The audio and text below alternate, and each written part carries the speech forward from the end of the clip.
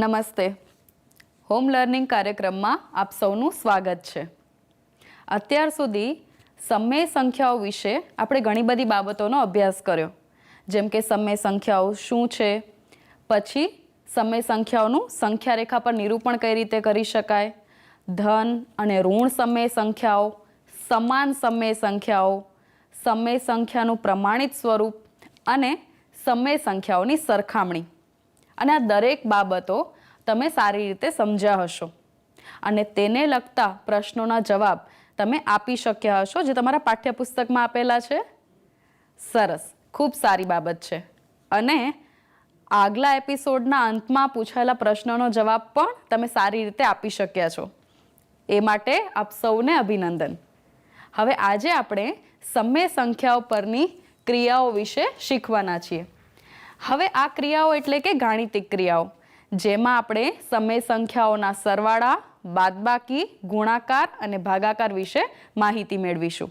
તો સૌથી પહેલા આપણે શીખીએ સમય સંખ્યાઓના સરવાળા.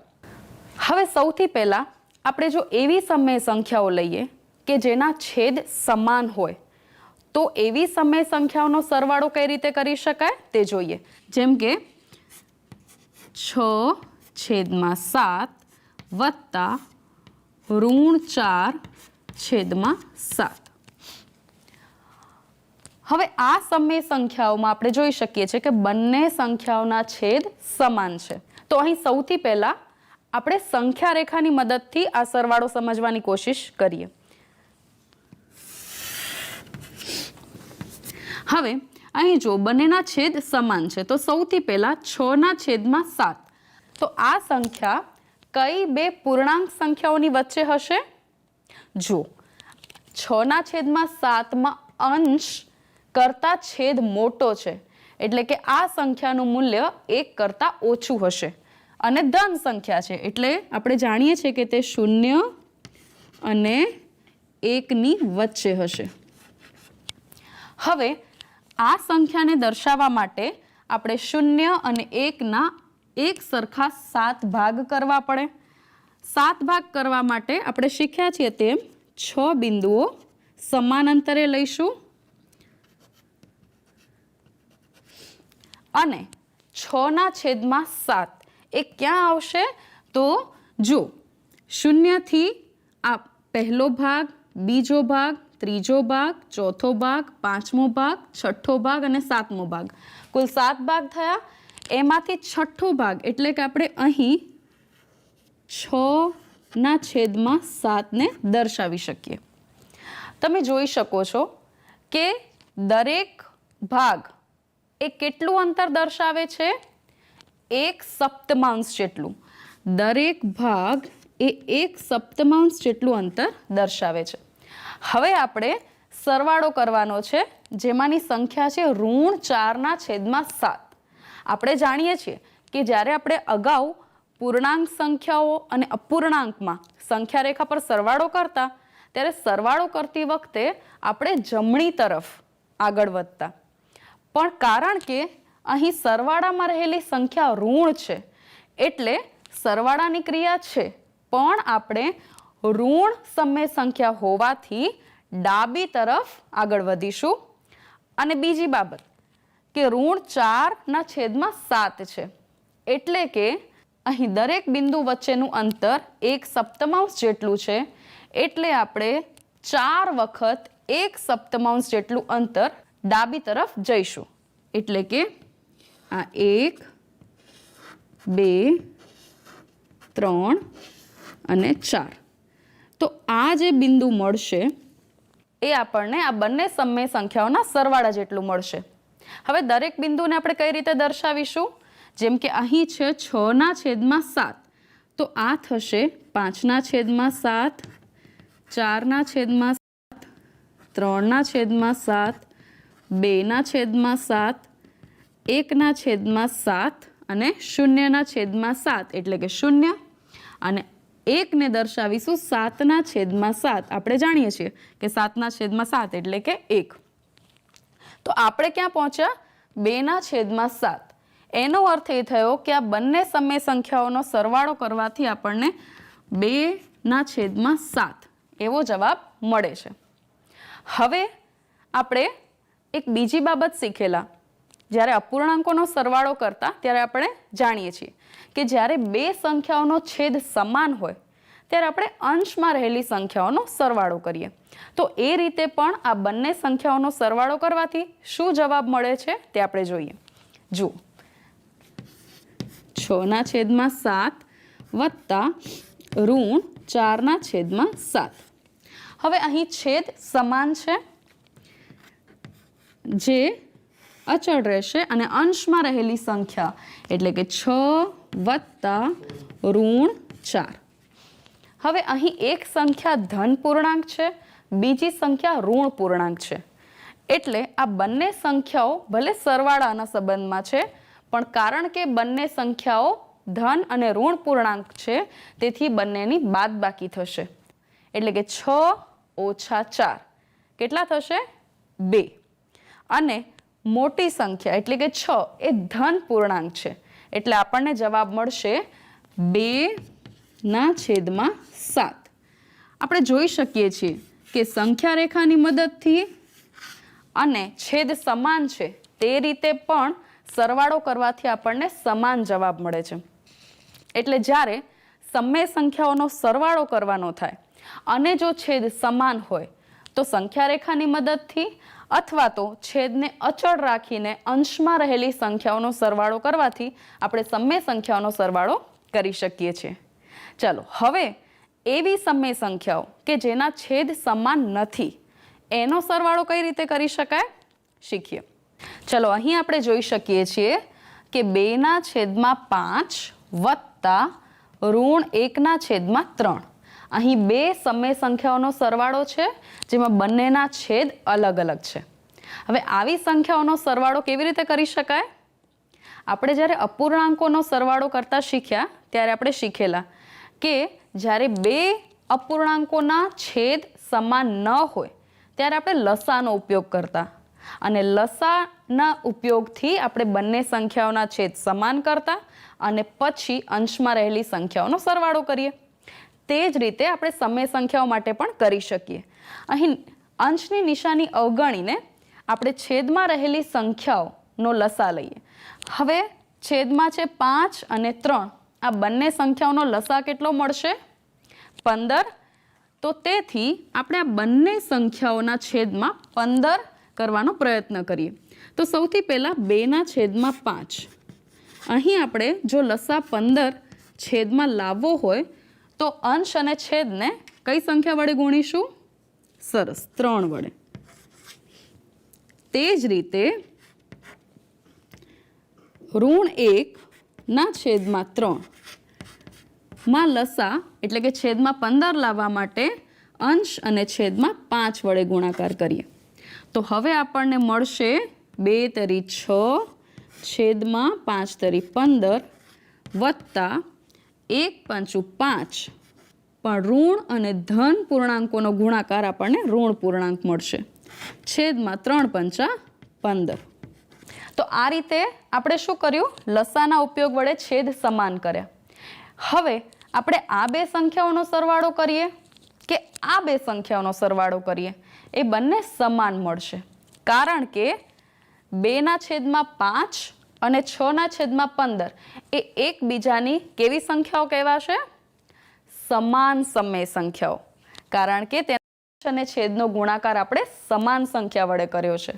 અને તે જ રીતે ઋણ 1/3 અને ઋણ 5/15 પણ એકબીજાની સમાન સમય સંખ્યાઓ કહેવાશે કારણ કે અહીં પણ આપણે અંશ અને છેદમાં સમાન સંખ્યા વડે ગુણાકાર કરેલો છે. હવે આપણે જોઈએ બંનેના છેદ સમાન થયા તો આપણે સરવાળો છેદ સમાન રાખીને અંશમાં રહેલી સંખ્યાનો સરવાળો કરીએ. તો જુઓ 6 વત્તા ઋણ 5 તો આપણને શું જવાબ મળશે? 6 ઓછા 5 થશે 1 અને છેદમાં 15 જે આપેલી સમય સંખ્યાઓનો સરવાળો એટલે કે 1/15 મળશે. તો આ રીતે આપણે છેદ સમાન ન હોય તેવી સમય સંખ્યાઓનો સરવાળો પણ ખૂબ સરળતાથી કરી શકીએ છીએ. ચલો હવે આપણે વિરોધી સંખ્યાઓ શીખીએ. તમે જ્યારે પૂર્ણાંક સંખ્યા શીખેલા ત્યારે વિરોધી સંખ્યા વિશે શીખ્યા હતા. ફરીથી યાદ કરી લઈએ અને સમય સંખ્યાઓની વિરોધી સંખ્યા કઈ હોઈ શકે તે જોઈએ. જો જ્યારે આપણને એવું પૂછવામાં આવે કે 2 ની વિરોધી સંખ્યા શું મળે, તો આપણે કહીએ કે ઋણ 2. આવું શા માટે થાય છે?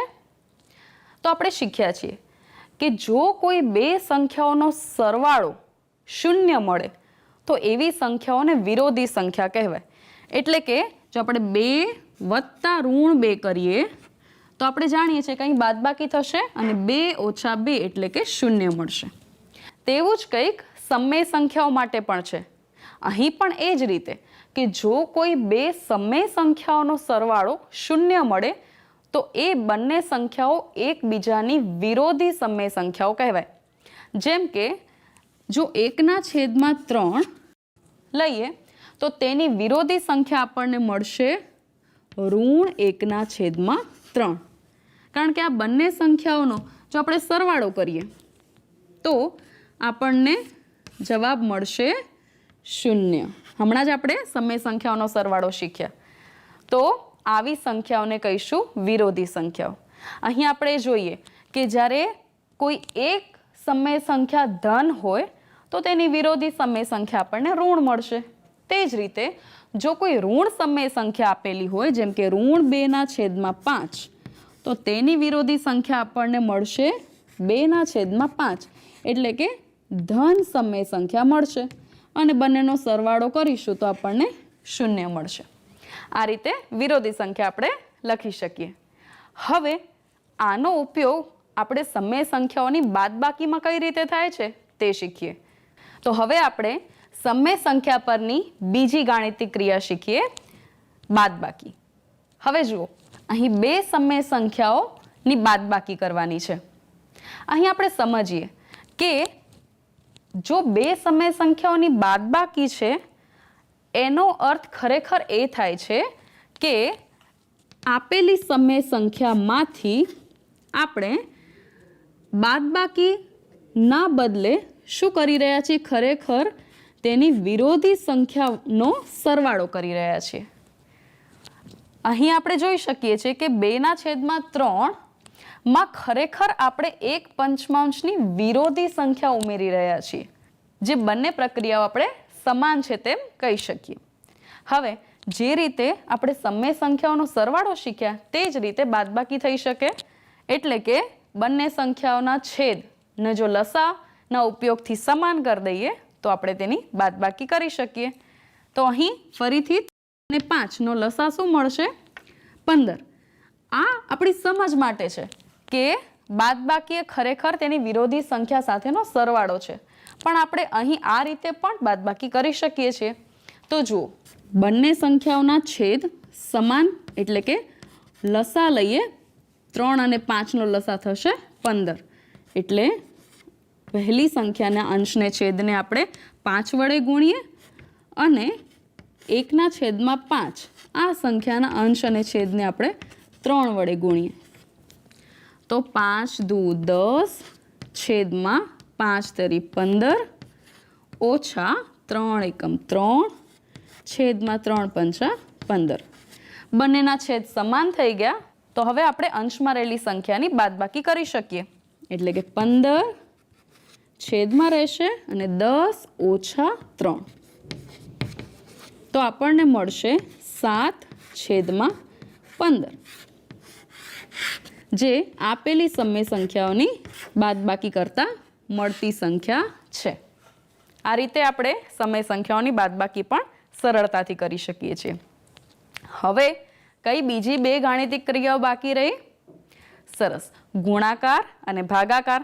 તો ચાલો હવે આપણે સમય સંખ્યાઓનો ગુણાકાર જોઈએ. જો અહીં આપણે જોઈ શકીએ છીએ કે સમય સંખ્યાનો ગુણાકાર આપણે પૂર્ણાંક સંખ્યા વડે કરી રહ્યા છીએ. ઋણ 2/9 ગુણ્યા 5. ઋણ 2/9 સમય સંખ્યા છે અને 5 એ પૂર્ણાંક સંખ્યા છે. અને આપણે સમય સંખ્યા પણ કહી શકીએ કારણ કે તેના છેદમાં 1 તો હશે જ. તો આવી સંખ્યાઓનો ગુણાકાર કઈ રીતે કરી શકાય? તો આપણે જે રીતે અપૂર્ણાંકોના ગુણાકાર શીખેલા બરાબર તે રીતે, એટલે કે અહીં બંને સંખ્યાઓના અંશનો ગુણાકાર કરીશું. 5ના છેદમાં કંઈ નથી તો 1 તો છે જ, અને આપણે જાણીએ છીએ કે 1 એ ગુણાકાર માટેની તટસ્થ સંખ્યા છે. એટલે આ બંને સંખ્યાઓનો ગુણાકાર કરવા માટે આપણે સૌથી પહેલા -2 ગુણ્યા 5 અને છેદમાં 9 આ રીતે તેનો ગુણાકાર કરી શકીએ. -2 ગુણ્યા 5, 2 પંચા 10. અહીં એક ઋણ પૂર્ણાંક છે, એક ધન પૂર્ણાંક છે, એટલે જવાબ મળશે ઋણ પૂર્ણાંક અને છેદમાં 9. હવે આપણે જોઈએ કે જ્યારે ગુણાકારમાં એક સંખ્યા ઋણ હોય અને બીજી સંખ્યા ધન હોય તો આપણને ગુણાકારનો જવાબ કેવો મળે? ઋણ, એટલે કે ઋણ 10/9. હવે જો આપણે અહીં જે પૂર્ણાંક સંખ્યા લીધેલી છે તે ઋણ પૂર્ણાંક લઈએ તો શું થાય? જુઓ, આપણે ફરીથી -2/9 નો ગુણાકાર હવે આપણે -5 વડે કરીએ તો શું થશે? તે જ રીતે બંનેના અંશનો ગુણાકાર છેદમાં 9, 2 પંચા 10. પણ કારણ કે અહીં બંને ઋણ પૂર્ણાંક છે તેથી જવાબ આપણને ધન પૂર્ણાંક મળશે અને છેદમાં 9. હવે આપણે જોઈએ કે જ્યારે બંને સમય સંખ્યા હોય, એટલે કે બંનેના છેદમાં કોઈ સંખ્યા હોય તો તેનો ગુણાકાર કઈ રીતે કરી શકાય? જો, અહીં ફરીથી આપણે બે સમય સંખ્યાઓનો ગુણાકાર લઈએ. હવે આપણે જે રીતે અપૂર્ણાંક સંખ્યાઓના ગુણાકારમાં શીખેલા છીએ કે બે અપૂર્ણાંકોનો ગુણાકાર કરતી વખતે આપણે શું કરીએ છીએ? અંશમાં રહેલી સંખ્યાઓનો ગુણાકાર ભાગ્યા છેદમાં રહેલી સંખ્યાઓનો ગુણાકાર. તે જ રીતે સમય સંખ્યાઓનો ગુણાકાર પણ કરી શકાય. એટલે કે અંશમાં જે સંખ્યાઓ છે 5 ગુણ્યા -2 એ બંનેનો ગુણાકાર છેદમાં છેદની બંને સંખ્યાઓનો ગુણાકાર. 5 દુ 10. એક ધન પૂર્ણાંક છે, એક ઋણ પૂર્ણાંક છે, એટલે જવાબ ઋણ પૂર્ણાંક હશે. છેદમાં 3 સત્તા 21. તો આ રીતે સમય સંખ્યાઓના ગુણાકાર કરી શકાય. ખૂબ સરળ છે. ચાલો હવે આપણે જે રીતે વિરોધી સંખ્યા જોઈ તે રીતે આપણે વ્યસ્ત સંખ્યા વિશે પણ શીખેલા. તો હવે આપણે સમય સંખ્યાઓ માટે વ્યસ્ત સંખ્યા શીખીએ. આપણે અત્યાર સુધી જ્યારે પૂર્ણાંક અને અપૂર્ણાંક સંખ્યાઓનો વ્યસ્ત શીખ્યા ત્યારે શીખેલા કે વ્યસ્ત સંખ્યા કોને કહેવાય? જેમ કે આપણે એક અપૂર્ણાંક લઈએ 2/3. આ 2/3 સંખ્યાનો વ્યસ્ત શું મળે? હા, તો અહીં મળશે 3/2. અને આ વ્યસ્ત સંખ્યા એટલે ખરેખર શું છે? તો આપણે શીખેલા કે જો કોઈ બે સંખ્યાઓનો ગુણાકાર 1 મળે તો એ બંને સંખ્યાઓ એકબીજાની વ્યસ્ત સંખ્યાઓ કહેવાય. જો આપણે આ બંને સંખ્યાઓનો ગુણાકાર કરીશું તો 2 એકમ 2 અને 3 એકમ 3, તો આ બંને સંખ્યાઓનો ગુણાકાર આપણને મળે છે 1. તેથી આ બંને સંખ્યાઓ એકબીજાની વ્યસ્ત સંખ્યાઓ છે તેમ કહેવાય. તે જ રીતે આ જ બાબત સમય સંખ્યા માટે પણ સાચી છે. જો એક સંખ્યા આપણે લઈએ -2/9. હવે આ સંખ્યાનો વ્યસ્ત શું મળે? સરસ, 9/2. બરાબર. હવે અહીં આપણે ગુણાકાર કરીશું તો -2 એકમ -2 ને 9 એકમ 9, એટલે આપણને જવાબ મળશે 1. તો આપણે કહી શકીએ કે -2/9 નો વ્યસ્ત 9/2 છે. આ બાબત તો સમજાય એવી છે. અચ્છા, શું આપણે એવું કહી શકીએ કે -2/9 નો વ્યસ્ત -9/2 હોઈ શકે? શું આ સાચું છે? હવે આપણે સમજીએ. જો 9/2 અથવા -9/2 આ બંને સંખ્યાઓ સમાન છે કે નહીં? આપણે જ્યારે સંખ્યાઓનું પ્રમાણિત સ્વરૂપ શીખ્યા ત્યારે આપણે શીખેલા કે કોઈ પણ સંખ્યાનું પ્રમાણિત સ્વરૂપ એટલે શું? કે જ્યારે તે સંખ્યાનો અંશ ધન કે ઋણ હોય તો ચાલે, પણ તેનો છેદ હંમેશા ધન હોય. અને બીજી બાબત કે આ બંને સંખ્યાઓ ઋણ સમય સંખ્યાઓ છે, અને ઋણ સમય સંખ્યાઓમાં અંશ અથવા છેદ બંનેમાંથી જો કોઈ એક ઋણ હોય તો એને ઋણ સમય સંખ્યા કહેવાય. એટલે જો આપણે 9/2 લખીએ અથવા -9/2 લખીએ એ બંને સમાન છે. અને આવું આપણે આગળના ભાગમાં શીખેલા કે અહીં આપણે ખરેખર શું કરીએ છીએ? અંશ અને છેદનો ગુણાકાર કઈ સંખ્યા વડે કરીએ છીએ? ઋણ 1 વડે. એટલે આપણે √2/9 નો વ્યસ્ત √9/2 પણ લખી શકીએ અને 9/√2 પણ લખી શકીએ. આ બંને સાચું છે. તો તમે કહેશો કે આપણે વ્યસ્ત સંખ્યા એટલે તો જે બે સંખ્યાઓનો ગુણાકાર 1 મળવો જોઈએ. તો હવે આપણે જ્યારે 9/√2 ના બદલે √9/2 લખીએ તો શું ગુણાકાર 1 મળશે? ચલો ચકાસી જોઈએ. જો અહીં આ બંનેનો ગુણાકાર કરી જોઈએ. 9 એકમ 9, 2 એકમ 2. અહીં અંશમાં ઋણ 1 અને ઋણ 1 રહે છે. એટલે કે ઋણ 1 ગુણ્યા ઋણ 1, 1 એકમ 1. અને બે ઋણ પૂર્ણાંકોનો ગુણાકાર કેવો મળે? ધન પૂર્ણાંક મળે. એટલે અહીં પણ આપણને જવાબ તો 1 જ મળે છે. તેથી આપણે કહી શકીએ કે √2/9 નો વ્યસ્ત 9/√2 છે તે પણ સાચું, અથવા √9/2 છે તો પણ સાચું છે. હવે આપણે આ વ્યસ્ત સંખ્યાઓનો ઉપયોગ સમય સંખ્યાઓના ભાગાકારમાં કરીશું. તો ચાલો હવે શીખીએ સમય સંખ્યાઓનો ભાગાકાર. ચાલો હવે અહીં આપણે જોઈ શકીએ છીએ કે બે સમય સંખ્યાઓનો ભાગાકાર કરવાનો છે. હવે ભાગાકાર એ ખરેખર શું છે? આપેલી સંખ્યાના વ્યસ્ત વડે ગુણાકાર. આપણે અપૂર્ણાંક વખતે પણ આ જ બાબત શીખેલા. એનો અર્થ કે જ્યારે બે સમય સંખ્યાનો ભાગાકાર કરવાનો થાય છે ત્યારે ખરેખર આપણે પ્રથમ સંખ્યાનો ગુણાકાર દ્વિતીય સંખ્યાના વ્યસ્ત વડે કરીશું. કઈ રીતે? ચાલો જોઈએ. જો પહેલી સંખ્યા છે √5/3. હવે ભાગાકારના બદલે અહીં આપણે જો ગુણાકાર કરીશું તો જે બીજી સંખ્યા છે તેનો વ્યસ્ત થશે.